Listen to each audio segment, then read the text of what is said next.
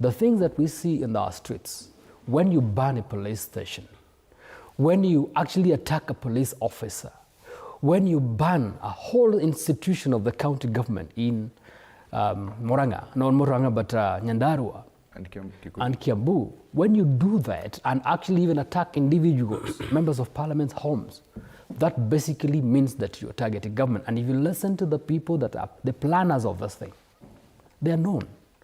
They are the people that actually even congratulated the youths and say you've done a good job. So it basically means that the things that we see in the streets is not as per Article 37 of the Constitution. It is actually an act of terrorism because they are trying to instill fear into the government. Actually, they are trying to overthrow government. If you see people going to parliament and burning parliament, if you see people organizing to go to State House to remove the president unconstitutionally, there is no other definition, Fred, here that we can say it is not terrorism. That is terrorism. You basically can put everything in that definition that is, as is read. These people are supposed to be judged by terror or terrorism. I cannot imagine anything apart from that. If you walk to any state, and I think I said it here before, there is the deportation of people from the US by what we call ICE, the military unit that is formed to deport people who are not having legal papers. And one officer, one sheriff in the state of Florida said it very clearly. He said you are allowed to demonstrate.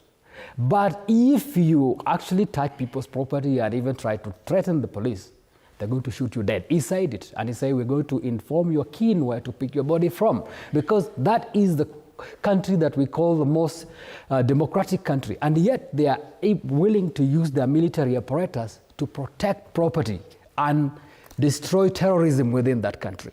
So we cannot try to play politics here. And I will want to say, two wrongs don't make a right. So that, Senator Nyutu, when we are discussing a matter that has been put before us, let us not try to go and create other issues so that it becomes political. Let us try to dissect this factor. Let us try to deal with that matter, because we can all politically look at everything. I can even be able to bring in the DCP person as the head of terrorism. But I don't want to do that, because that is not the matter we are discussing here. What we are discussing here, we are discussing terrorism. We keep it to terrorism. Okay, Senator, Kacheliba, Member of Parliament Titus Lotee, has raised serious concerns over the handling of investigation into the death of Albert Ojwang, particularly focusing on the conduct of Deputy Inspector General of Police Eliud Lagat and Inspector General of Police Douglas Kanja. The MP criticized the decision made by IG Kanja to approve leave for DIG Lagat during a time when he was expected to step aside from his duties to allow for an independent investigation into his involvement in the case. According to Lotee, public was made to believe that DIG Lagat had voluntarily stepped aside in the line would call for accountability, only for it to be revealed later that he was simply on official leave approved by Inspector General of Police. Lotee stated that this action amounts to misleading the public and undermining the seriousness of the case. He noted that such behavior weakens public confidence in the police service and threatens the integrity of the Kenyan's constitutional institutions. By presenting leave as stepping aside, both Lagat and IG create an impression of accountability, while in reality, nothing had changed in terms of responsibility or action. The MP argued that DIG Lagat should be held responsible for deceiving Kenyans and avoiding real consequences. He insisted that claiming to have stepped aside while continuing to enjoy official privilege is not only dishonest but also set a dangerous precedent. He further said that failure to take firm action against those involved will render the Constitution meaningless, showing that some individuals are above the law. Lotee believed that IG Kanja must take immediate responsibility and correct the mistake by ensuring real disciplinary action is taken. According to him, it is not enough to allow senior officers to take leave and use it as a cover to serious allegations involving death in police custody. The death of Albert Ojwang is a matter of public concern, and the family deserves justice, not tricks and technical maneuvers by top police officers. According to Lotee, he also emphasized that if the Inspector General of Police does not act to address the issue, then Parliament should step in. He proposed that the matter be brought before the National Assembly, where questions can be raised and action demanded. The MP said that this would ensure that no one is in public service, regardless of the rank, can escape responsibility when there is evidence of misconduct.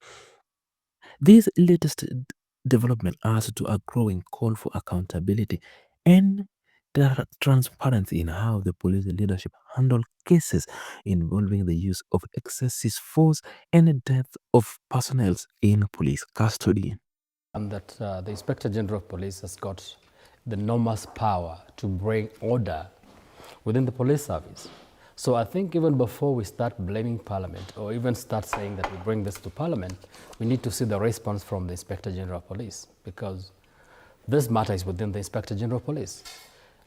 Well, until the Inspector General of Police cannot be able to handle this matter or cannot show Kenyans that he is able to implement the articles of the Constitution that gives him the power to bring discipline, then it comes to the National Assembly. And when then it comes to the National Assembly, I'm sure. Aren't we there yet? That according to the reading of the Article 245. And that the Inspector General of Police has got the enormous power to bring order within the police service. So I think even before we start blaming Parliament or even start saying that we bring this to Parliament, we need to see the response from the Inspector General of Police, because this matter is within the Inspector General of Police. Well, until the Inspector General of Police cannot be able to handle this matter or cannot show Kenyans that he is able to implement the articles of the Constitution that gives him the power to bring discipline, then it comes to the National Assembly. And when then it comes to the National Assembly, I'm sure, up to the open.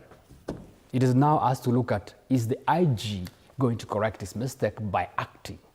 At the point when it cannot then act is when it can come to the National Assembly, and you listen to all these members of Parliament, Senate and National Assembly. None of us is agreeing with what is happening. Yeah. And that basically tells you that the National Assembly is mad about this thing. And if it comes to the National Assembly, action is going to be taken. Okay. Senator, final word on this issue so that we move to another